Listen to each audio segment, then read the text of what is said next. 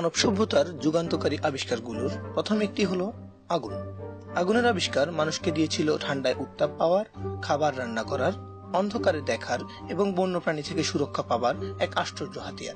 এবং আগুন আবিষ্কারের পর থেকেই মানুষের মনে প্রশ্ন জেগেছে, আগুন কি, পদার্থ না শক্তি? আগুন কিন্তু কোনো পদার্থ নয়, আবার আগুন শক্তিও নয়। আগুন হলো একটি প্রক্রিয়া মাত্র, যার সাইড ইফেক্ট বা পার্শ্ব প্রতিক্রিয়া হিসেবে আসে পদার্থ ও শক্তি দুটোই। আগুন হলো কোনো পদার্থের দ্রুত তাপ উৎপাদী দহন প্রক্রিয়া। কোনো পদার্থটা হতে পারে কাঠ, কাগজ কিংবা মোমবাতির সলতে। তাপ উৎপাদী বলতে আসলে কি বোঝায়? তাপ উৎপাদী হলো এমন যে কোনো প্রক্রিয়া বা বিক্রিয়া যা তাপ উৎপাদন করে। দহন কি? যে কোনো পদার্থের সাথে অক্সিজেনের বিক্রিয়াই হলো দহন। আর বিক্রিয়া যেসব প্রক্রিয়ার মাধ্যমে এক বা একাধিক পদার্থ ভিন্ন কোনো পদার্থে রূপান্তরিত হয় তাকেই রাসায়নিক বিক্রিয়া বলে।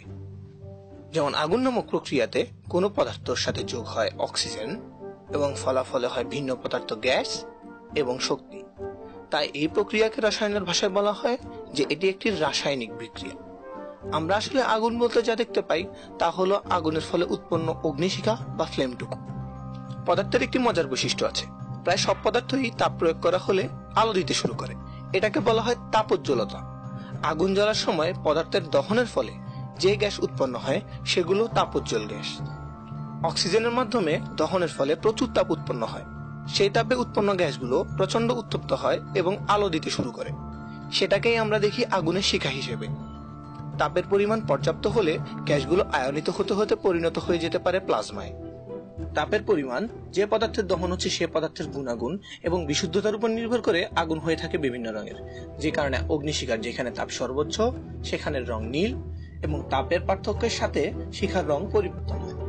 অতএব আগুন কোনো পদার্থ নয়, শক্তি নয়। আগুন একটি বিক্রিয়া মাত্র, যার ফলাফল হিসেবে পদার্থ ও শক্তি মুক্তি পায়।